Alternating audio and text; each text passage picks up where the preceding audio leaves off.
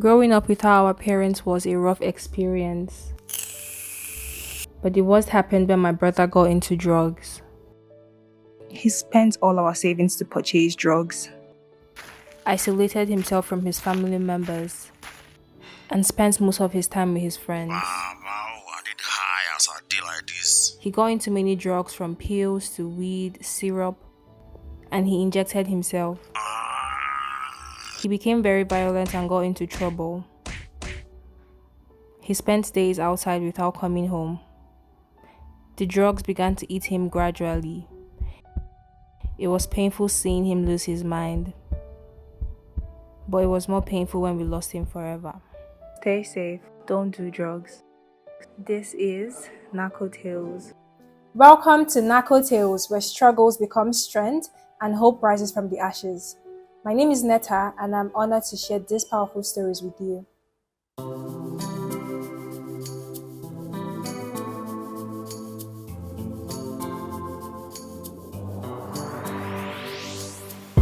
Please pay attention. It starts from the foundation. Everybody needs somebody. You turn a blind eye and care nothing less. Say it's just business, all about the money. You are so unbothered as long as they pay. Say it's just business, all about the money. You know they're on a fast lane, but you've got business to run. So you look away the other way. It concerns you. It a kill love, it a kill dreams. It a land people for jail. War against drug abuse. Please join me in welcoming back Ibrahim Kuru to NarcoTales. Today, Ibrahim shares the next chapter of his journey from substance dependence to recovery. Are you ready? Yes, Okay, let's hear it. Yeah, like I said earlier, I had to leave Abuja after trying like 2 or 3 other rehabilitation centers here in Abuja and Kaduna. Yeah. So I decided to take my rehabilitation to Maiduguri. And that decision was something we did as a family. My parents and people around me had to convince me that I should go there and try it out. And one thing I was skeptical about was that it was at a neuropsychiatric center, Federal Neuropsychiatric Center in Maiduguri. And I decided to go there, and surprisingly, it wasn't what I expected, because when they tell you you're going to the psychiatric hospital, I got flashbacks of the other place I went to, and I thought it would be worse or something close to it. But surprisingly, they had one of the best facilities in Nigeria, and they had a more holistic approach to rehabilitation. So while I was there, I learned a lot about myself. One significant aspect of it was the first week I was there, a psychiatric doctor sat me down and we're just having a casual discussion about my substance use, and he asked me about the financial aspect of it. And he asked me how much I did spend on a daily on crack cocaine and other things. And we did the calculation, and at the same time, we sat down and calculated how much it was to build a 2-bedroom apartment. And for those years I did it, I think I would have had an estate by now. So it made me realize the significance and the damage I did to myself, not just personally, but financially, which I could have been better. And during that period was when I was someone that I always engaged with other residents of the rehabilitation center. I usually give them stories, I usually give the speeches, I usually give lectures, because I love to read a lot. So that was when the inspiration came to me that why not be an advocate against it. So while I was there, I started my advocacy in-house, which I felt better talking to someone, like trying to get someone out of it, because there were some people that were only 2 to 3 years into substance use. And I got to convince them that, look, you don't want to go as long as I have. Since this is your first attempt at rehabilitation and you're in a good place, try and be better with it. So with that, and the staff and the management there, they really encouraged me, because when I submitted a proposal to the MD that this is what I want to establish. He called me immediately to his office and like, okay, do your presentation. So he called his people, we sat down, I gave them a nice presentation. And that was when I came up with my initiative, which is called Youth Against Addiction Initiative. So it started right from the hospital. I designed the logo with pencil and biro, and it's history today. And I've been working towards my goal. So let's talk about the living condition. Compared to the other place that you were coming from, this new place, were they chains? No, like It was way better. non-compared. Individual beds, air-conditioned rooms, 3 meals. You even get pocket money. You could order what That's you very want. interesting. Yeah, family can come visit you anytime. You have staff, like you have a psychologist to yourself. Oh, That's how good they are there. Each patient has his own psychologist. So you have to, if you need someone to talk to, there's a private room. You just sit down with your psychologist and he's available for you the whole day. That's what he's paid for. So you can't compare that place to any other place. Believe me. That was because someone that came from prison to that place said prison was better. So you can imagine. I guess you see the videos and you see how gruesome it was. Yes. Okay, so let's talk about depression. You mentioned that you were going through depression earlier. Getting to this new place, how did you deal with that? Yeah, like when I opened up to them about my problems, especially PTSD, they deduced that my depression comes from long-term use of drugs. Then the PTSD came from my experience. So they focused on treating those through therapy. They used therapy and they used pharmaceutical means to treat my depression. So I was put on different medications for up to 2 years, which they withdrew it gently. So what I do now is just therapy, and I have all my doctor's numbers. Anytime I feel down and out, I just call and we talk. They uplift me. And besides that, I have my wife as well. That's my biggest therapist and supporter. Yes. That was truly inspiring. But first, let's take a short break. Ibrahim's journey towards recovery is about to get real, and the lessons he's learned will inspire you to seek help if you're also struggling with substance dependence. I was the head boy in my primary school, senior prefect and best graduating student in my secondary school, but drug abuse almost ruined my life. I was on an average of 2 grams of cocaine per day. I was taking 8 ampoules of pentazosine daily. European shisha, cocaine. I became a user, a dealer, and a gangster. I saw other users drowning. I knew I didn't want to be like them, but I was already trapped. My family disowned me. My employment was terminated. I sold my car, sold my house. I'll go out well-dressed and return shoeless, shirtless in exchange for drugs. I was seeing things that were not real, and I once stabbed myself because I felt something crawling under my skin. I contacted NDLEA and started therapy. I spent 3 months in therapy. I spent 8 months. It's easy to relapse, but your mind has to be stronger than the cravings. Drugs does not love you. You are not the one using drugs.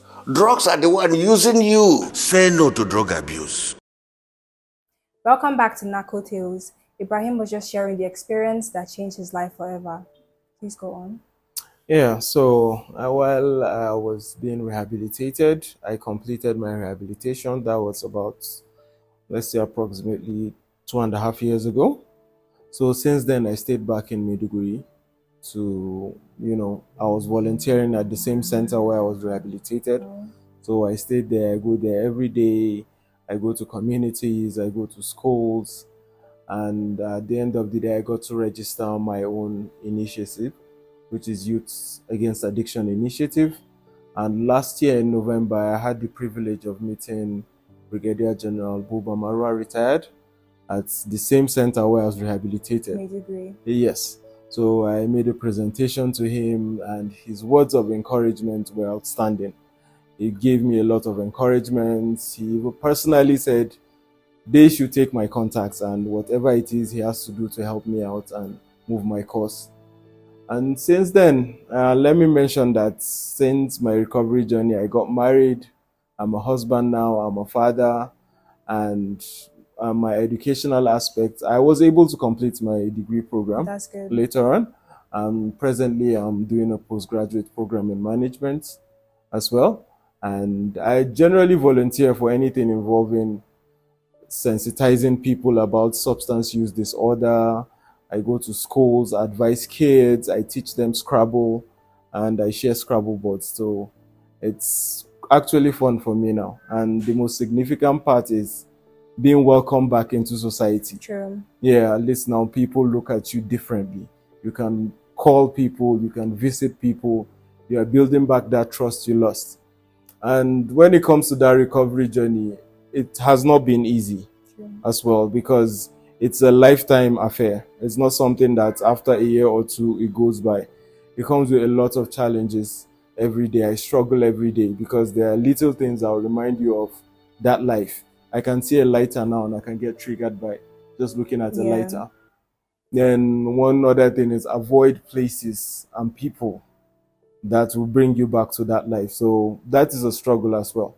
Imagine people you've been relating with for 15 to 20 years and you come back to the hood and you're trying to hide away from them. So it's quite difficult. So that's one of the reasons I spend most of my time now in Maiduguri, so that I can get stronger. So it's a sacrifice for myself and for my family, and my spouse as well. She's sacrificing a lot for me to be better and be who I want to be. Okay, so what would you say to people struggling with depression and also substance abuse at the same time? Yes, people struggling with substance abuse. I want to point out one thing. There are a lot of us out there presently, especially in Nigeria, it's a pandemic, that are struggling with it, but they don't know. Because a lot of us out there are functional addicts. And there's a thin line between being functional and dysfunctional. Because the functional addicts will go to work, will go and hustle, will go and do something. But one day, something might trigger you to cross that line to being dysfunctional. So what I'm going to tell people is that it does not really pay. You might think that you're okay with it now, but one day you cross over to the other lane, and that's what we're trying to avoid. Notwithstanding, there are people out there that have achieved a lot, have reached the pinnacle of their careers while still using, but that doesn't mean that it's right. Because when you look at it, there are a lot of cases of musicians, comedians committing suicide. A lot of it is related to drug use, believe me. And today we're in a society where most of our celebrities out there openly use cannabis, thinking it is cool. So to people out there, especially the kids, it is not cool. You don't know what they are going through. Sometimes this drug, they use it to mask their pain or whatever it is they are going through. No, that's the advice I have. So, and one more thing, choose your, your role models wisely. Yes. Because someone you wake up today and maybe one of those wayward musicians is his role model and he wants to be a doctor. So those two do not correlate. True. So you need to pick someone in that line. You can't say, okay, you idolize this person and you want to be that person. There'll be a mix-up somewhere. True. Yeah, so that's advice I have for now for people. Okay, thank you. What was the most significant part of your recovery for you? The most significant part of my recovery is making my family happy. Like, I just love the fact that whenever I'm doing good, my spouse, my wife, and my parents are happy about it. That's the most significant part for me. And another thing is changing people's lives. I feel I've done a lot of damage to myself and to this world, because in my journey of substance use, I had probably recruited and taught a few people out there and damaged their lives. So me being a humanitarian right now and volunteering is a very significant aspect of my recovery. Thank you, Ibrahim, for sharing your incredible journey of recovery with us. Your story is a testament to the power of hope and resilience. That concludes Ibrahim's journey on NarcoTales, but his story will continue to live on and change hearts and minds. Until next time, my name is Netta. See you. Don't do drugs. Don't do drugs. Don't try it though. He go choke you. He go steal your sunshine. He go shock you. you, it don't kill him any youth for my area. Even for your area. When you start it to stop, it not go easy. As you dey drag am go, it dey drag you down. Water come out from my eyes, oh. When I remember all the guys, oh. Way many of them kicking bucket, oh. Some cut to socket, oh. Make we don't forget, oh. No they talk it, oh. Say, don't do drugs. Rock up you see body, oh. Don't do drugs. Don't go wound your busy body. Don't do drugs. If you die, you go sad, oh. Oh yeah, help me tell somebody. Say, rock up you see body, oh. Body, oh. Body, oh. This message is brought to you by the National Drug Law Enforcement Agency, NDLEA.